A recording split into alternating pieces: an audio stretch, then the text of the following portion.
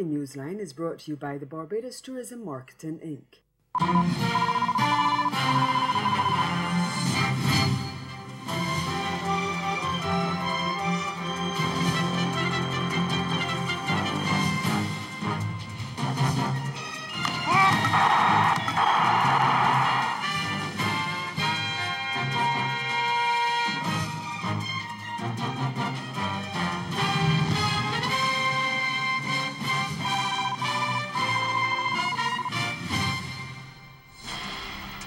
LIAT pilots say no to a pay cut proposal to help the struggling airline. Our top story in Caribbean Newsline from Monday, March 25th.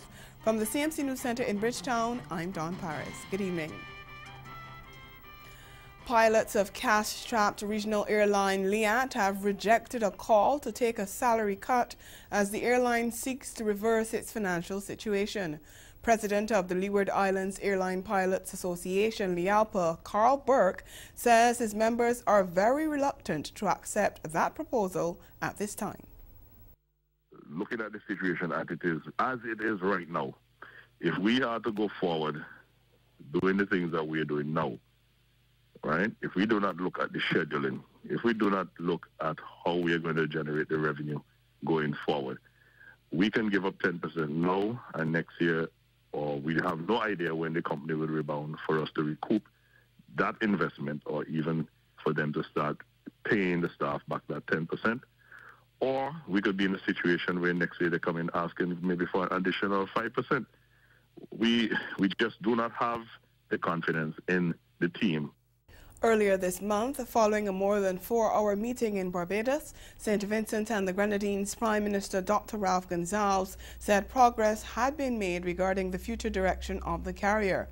The Barbados meeting was held against the background of the shareholder governments trying to get Caribbean countries to contribute a total of $5.4 million in emergency funding to keep the airline flying. Burke says while the members do not support salary cuts, they are not closing the door entirely on the company. We would have laid down some conditions which must be looked at before we can consider making such a huge investment at this time. As you know, it took us some time to get to where we are. We haven't signed a contract with LIAT since 1996. And from 1996 to 2010, when we went to arbitration, the pilots had foregone at least 5 years of a wage freeze. The Ghana government says Parliament will soon meet to conduct the affairs of the country following the Court of Appeal ruling that the motion of no confidence passed against the David Granger administration last December was invalid. And Minister of Foreign Affairs Carl Greenidge, who's acting president in the absence of David Granger, who's in Cuba undergoing medical treatment for cancer, is urging all citizens to continue conducting their business and go about their daily activities with the full confidence that their safety and well-being are assured. He told the nation that the ruling underscores the respect for the judiciary and separation of powers, as it has settled matters that had been discussed for a very long time and had led to some uncertainty in the society. Henceforth, the situation as regards Parliament is restored to the position as at 21st of December prior to the vote.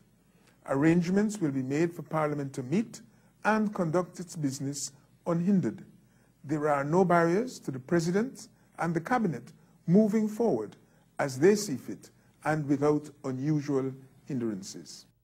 Well, last Friday, the Court of Appeal ruled by a 2-1 majority that an absolute majority of 34 votes and not a simple majority of 33 were needed for the no-confidence motion filed by opposition leader Barrett Jagdeo in the 65-member National Assembly to pass. Jagdeo says he's disappointed with the ruling and the matter will be taken to the Caribbean Court of Justice, CCJ, Guyana's highest court. He says the opposition People's Progressive Party will not attend any sitting of the National Assembly while the appeal is pending. Jagdeo says the PPP believes it has a chance of winning the appeal. We have made it clear we will be respectful of the ruling of the court.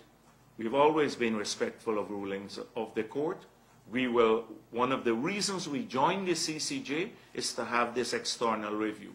And we hope that we will be able to convince the CCJ, and we think we can, that the no confidence motion has been validly passed, and that this strange importation into our constitution of a concept of simple versus absolute majority, when the constitution says the majority of all elected members, that is not enough, or this weird interpretation is not enough to invalidate the vote. So we will continue to argue for GCOM to be prepared for early elections, because there is a great possibility that this adverse ruling could be overturned at the CCJ. In other news, CARICOM foreign ministers who met with Venezuela's opposition leader Juan Guaido over the weekend say the discussions were a significant step towards a peaceful solution to the crisis in the South American nation. The talks were held on Saturday, with Guaido joining the discussions via teleconference, while his delegation met in person with CARICOM foreign ministers in Barbados. Guaido is seeking to unseat President Nicolas Maduro, who was sworn into office for a second consecutive term in January, and he has declared himself interim president. A brief statement issued by the Guyana-based CARICOM Secretariat on Sunday said the foreign ministers acknowledged Saturday's meeting as a significant initial step in a series of potential engagements that should unfold by agreed mechanisms within the framework of the Constitution of Venezuela and the rule of law. It said the talks provided a greater understanding of Guaido's views and perspectives on how to move forward in the search for peaceful solutions, as well as his willingness to take part in meaningful discussions. Guaido later tweeted that the talks were mainly an opportunity for him to express his views on the situation in Venezuela and to discuss the way forward. St. Vincent and the Grenadines Prime Minister Dr. Ralph Gonsalves has described the recent meeting between United States President Donald Trump and some Caribbean leaders as troubling. Speaking to reporters in Barbados over the weekend, Gonsalves noted that there was no true representation of CARICOM, as the current chairman of the regional body, Prime Minister of St. Kitts and Nevis, Dr. Timothy Harris, was not invited to the meeting. He also pointed out that members of the CARICOM Advisory Committee, including himself, as well as Barbados' Prime Minister Mia Mottley and Trinidad and Tobago's Prime Minister Dr. Keith Rowley, were also not present. None of those persons was invited. And if it is to be a true CARICOM representation, you must at least have the chairman, so that any discussion of Venezuela in that context, as at Mar-a-Lago, that it cuts across the agreed mechanisms that we have put in place. It doesn't mean that those countries don't have the right as sovereign states to have conversations with whomever they want. But remember, I take you from the revised treaty of Chaguaramas. I take you to the decisions of CARICOM, including the statements, who we have appointed, and the mechanisms. And we in CARICOM have to be very alive to the mischief that some persons may be up to seek to divide us in a manner which we ought not to be divided, and therefore reduce the extent of the efficacy of our work. In Jamaica, the attorney for former Education Minister Ruel Reid, who was forced to resign, has declared that he intends to cooperate fully with investigators probing alleged impropriety at the ministry he was once in charge of. Attorney Carolyn Chuck says her client strongly denies the allegations of corruption and nepotism being made against him, and he has thus far been cooperating with police in their probe. The attorney confirmed that investigators from 3 law enforcement agencies carried out a search of Reed's residence over the weekend. Computers, tablets, phones, and other items were removed from the home as part of the probe. Reed was asked by Prime Minister Andrew Holness to resign last week following the allegations against him. Still to come, nurses in Dominica stage a protest. We'll tell you why after the break. Stay with us.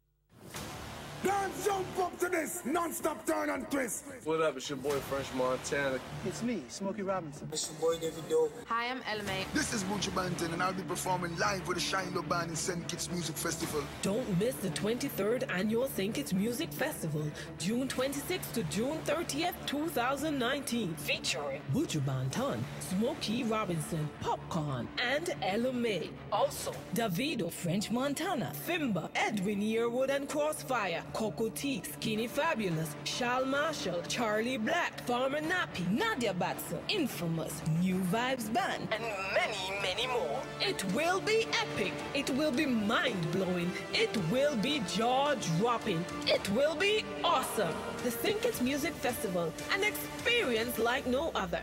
For more information and to buy tickets, log on to www.stkittsmusicfestival.com.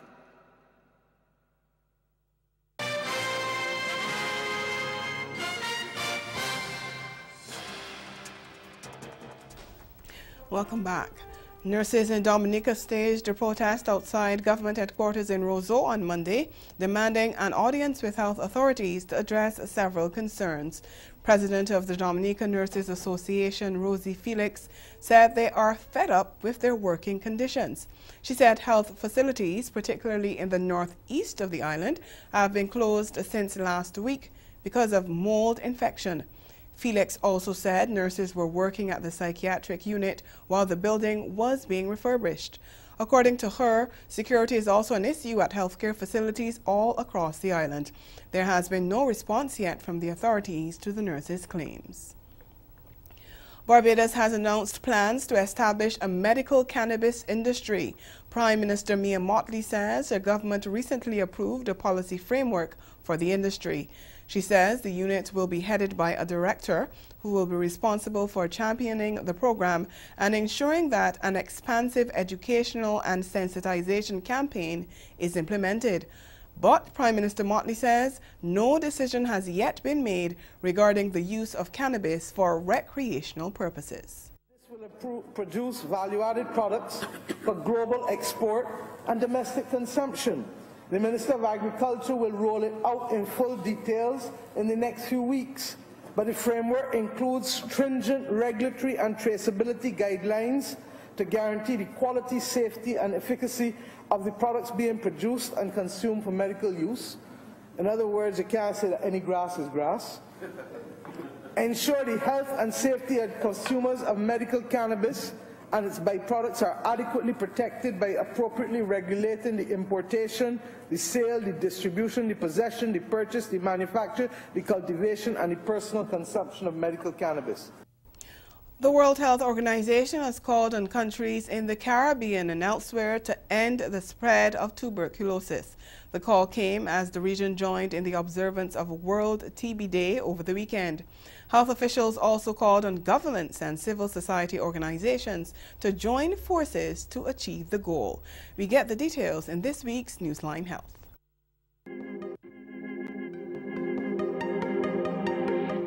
The Pan American Health Organization says the Americas, including the Caribbean, can reach the goal of ending tuberculosis in the next decade. That would depend on their ability to accelerate progress and reduce the number of deaths and new cases per year. PAHO urged countries to take the necessary steps to close the gaps in the care of people with TB and ensure early diagnosis with available technologies, as well as work with the most vulnerable populations. In 2017, the World Health Organization estimated there were 282,000 new TB cases in the Americas. People living with HIV made up 11% of that figure. In Belize, the primary health care coordinator, Dr. Melissa Diaz, stresses that HIV patients are not the only ones affected by TB, although it is a common illness among HIV patients. You know, historically, tuberculosis was seen mainly as in countries with a lot of poverty, overcrowding, etc. Now we look as well at patients with weakened immune system, like HIV-positive patients, diabetes. So any disease that weakens your immune system puts you at risk. The WHO says TB is not only the world's top infectious killer, but it is also the leading cause of death among people with HIV. TB claims nearly 4,500 lives each year and afflicts close to 30,000 others. Marie-Claire Williams, Newsline Health. Cricket West Indies has new leadership, and we have reaction to that as well ahead in Newsline Sport. We'll be right back. Well, I want to start this week with a list of names. Hickenlooper, Inslee, Klobuchar, Booker, Harris, Castro, Gabbard, Delaney, Williamson, Yang. Each of these names are connected to one another. Now, one might guess they're the special teams unit of the Los Angeles Rams, but they're not. Let me add a few more and see if you catch on where I'm going with this. Warren, Sanders, Bloomberg, Brown, Gillibrand, Buttigieg. Figured it out yet? Let me add one more. Biden. Coming up, you and your crew will not be left behind at Crop Over Barbados. There's fame fashion and leisure life in Anguilla. It's all next on Caribbean Passport on this station.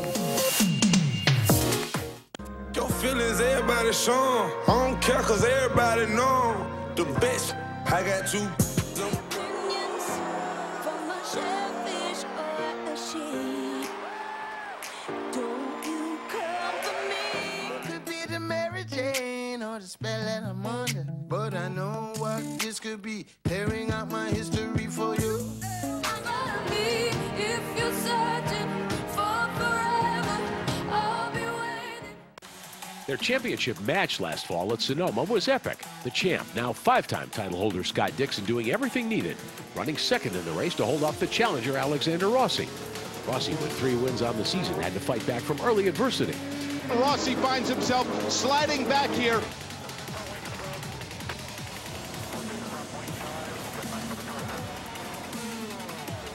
He put on a grand charge from the back of the field, coming up just short.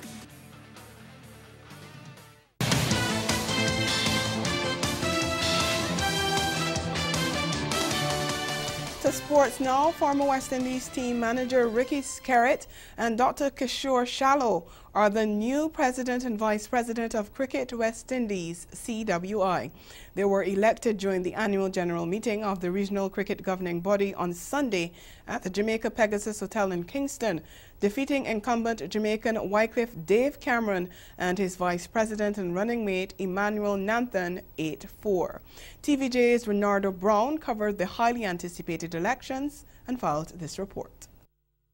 Indications heading into Sunday's eagerly anticipated elections were that the proceedings would have ended in a 6-all deadlock, with Barbados, Guyana and the Windward Islands declaring public support for Cameron and his Vice President Emmanuel Nanthan, while Trinidad and Tobago and the Leeward Islands publicly backed Skerritt and Dr. Shallow. The Jamaica Cricket Association kept things quiet until it emerged on Friday that they would be supporting Skerritt and Dr. Shallow. After 4 hours of housekeeping matters, it was time for the crucial voting exercise, and the 2 presidential candidates and their vice presidents were asked to exit the room. The voting lasted for about half an hour, and at minutes to 3, information of the outcome filtered to the candidates via telephone calls. From there, contrasting body languages. It was later announced that the former team manager created a massive upset in unseating the incumbent president by 8 votes to 4, which means that 2 of Cameron's promised supporters went in the opposite direction. Reliable sources on the inside informed TVJ Sports that the switch may have come from Barbados and the Windward Islands. Well, I trusted the process, that we're men of integrity, and I banked on that, and I've said to the bankers that we're looking to finalize these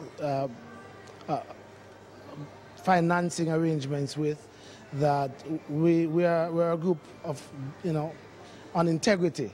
We stand for something, and so that's from where I'm very disappointed that men gave me their word and then went a different way. But Skerritt was asked about the outcome, which came as a shocker to many in attendance and around the Caribbean. However, he believes the groundwork done by he and Shallow laid a good foundation. But in this business, we have learned that individuals, even those individuals who may have what you call a mandate, if the message resonates and if they feel strongly enough about issues, they will actually go against the mandate. And that was the basis on which we started our campaign, knowing that we could build our voting base by being consistent with good ideas, reaching out with a positive campaign that can touch the cricket hearts of the region. Meanwhile, the newly elected president is already looking ahead to his first order of business. And there is a report which was submitted to the outgoing president, which was really a review of the Patterson report and several others to try to see which recommendations had actually been implemented and which ones hadn't. It's not as if these reports were totally ignored. But what we have to do now is go back, dust off that 2017 report, which is the most recent summary, and use it as a starting point to see which of the governance changes are still relevant and which ones we can implement as quickly as possible. Skerritt's Vice President, Dr. Kishore Shallow, also prevailed 8-4 over Emmanuel Nanthan in the race for that position. Skerritt and Shallow will serve for 2 years. Well, there was some early reaction to the CWI election results. Former Windies T20 captain Darren Sammy was elated in a video posted on social media where he first went ahead of the vote to urge cricket boards to do the right thing. The St. Lucian said common sense had prevailed in the election.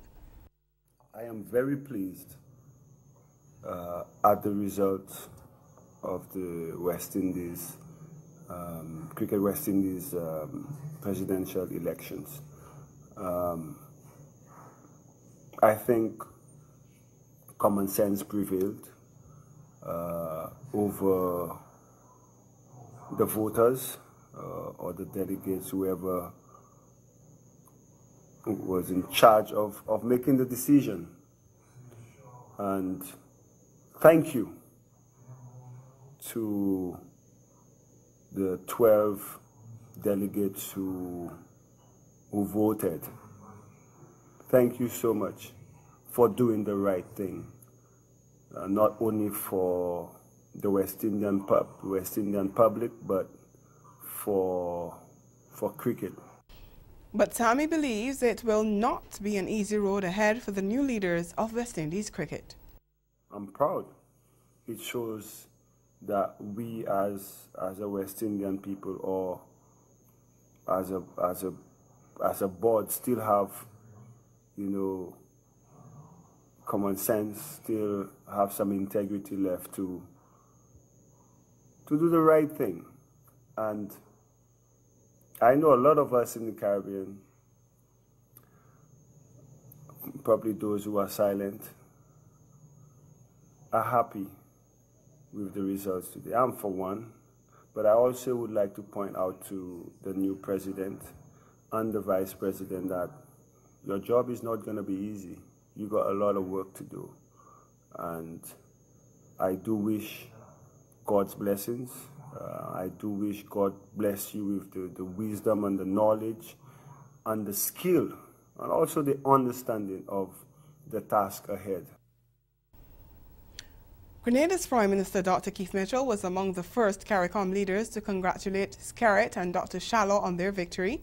In a statement on Monday, he said the election of Scarrett's team will lift the spirits of the Caribbean people and give them new hope and a greater expectation for the revival and rebirth of West Indies cricket. The former chair of the CARICOM Subcommittee on Cricket Governance praised Scarrett for his commitment to allow stakeholders to join him in carrying out his vision. Mitchell says he believes CARICOM governments will honor the requests and do all in their power to promote harmonious and cooperative relationships between the board and all stakeholders. Prime Minister Mitchell wished the new leadership team all the best for the future of the game and also offered to help in the interest of West Indies cricket. Meanwhile, Trinidad and Tobago's Prime Minister Dr. Keith Rowley has made an urgent call for action by the new executive on the future of West Indies cricket.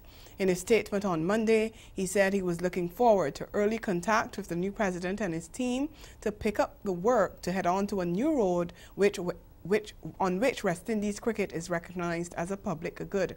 The TNT leader also called for a two-day colloquium to be hosted by one of regional territories with full participation of all stakeholders, with a view to approving an immediate action plan to chart the new course for West Indies cricket from kindergarten to the halls of fame. Switching sports now, the Guyana Jaguars created history in front of thousands of fans when they punched their ticket to the finals of the CONCACAF Gold Cup on Saturday night with a hard-fought 2-1 win over Belize. It was a perfect result for the Jaguars, who needed a victory to qualify for the finals. Playing at the National Track and Field Centre, first-half strikes from Neil Dans and Emery Welshman were enough to send the home side through to their first-ever finals, despite a goal from Belize's Elroy Cullen. Meanwhile, Minnows Bermuda reached the CONCACAF Gold Cup for the first time in their history when they came from behind to beat the Dominican Republic, while Haiti and Cuba also confirmed their spot among the 10 qualifiers on the final night of Nations League qualifying on Sunday. Grenada and Bonaire were also in winners' row, but their points were of academic value. The 5 teams joined Guyana, Curacao, El Salvador, Jamaica and Martinique, who had already qualified over the weekend. Trinidad and Tobago, Costa Rica, Honduras, Mexico, Panama and United States gained automatic qualification after having participated in the 2018 FIFA World Cup final qualifying round. Well, that's the sport. We'll be right back. Caribbean Newsline is brought to you by the Barbados Tourism Marketing Inc. Don't jump up to this non-stop turn and twist. What up, it's your boy French Montana. It's me, Smokey Robinson. It's your boy David Doe. Hi, I'm Elme. This is Buju Banton, and I'll be performing live with the Shiloh Band in St. Kitts Music Festival. Don't miss the 23rd Annual St. Kitts Music Festival, June 26th to June 30th, 2019. Featuring Buju Banton, Smokey Robinson, Popcorn, and Elme. Also, Davido, French Montana, Fimba, Edwin Yearwood and Crossfire, Coco T, Skinny Fabulous, Shal Marshall, Charlie Black, Farmer Nappy, Nadia Batson, Infamous, New Vibes Band, and many, many more. It will be epic. It will be mind-blowing. It will be jaw-dropping. It will be awesome. The St. Kitts Music Festival, an experience like no other. For more information and to buy tickets, log on to www.stkittsmusicfestival.com.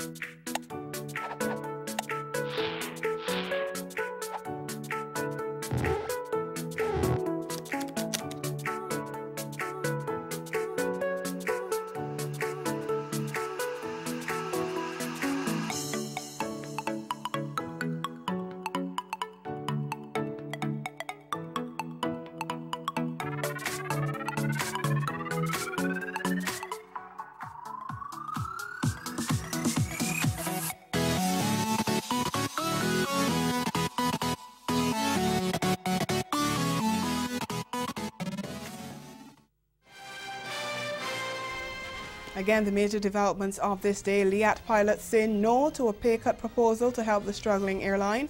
And in sport, former West Indies team manager Ricky Scarrett and Dr. Kishore Shallow are the new president and vice president of Cricket West Indies. And that's Caribbean Newsline. For news and sport round the clock, subscribe to CanonNews.com. And for more of our programming, log on to caribvision.tv and check out our YouTube channel. We'll be back here again tomorrow, but from all of us at CMC News, thank you for watching and have yourselves a good night.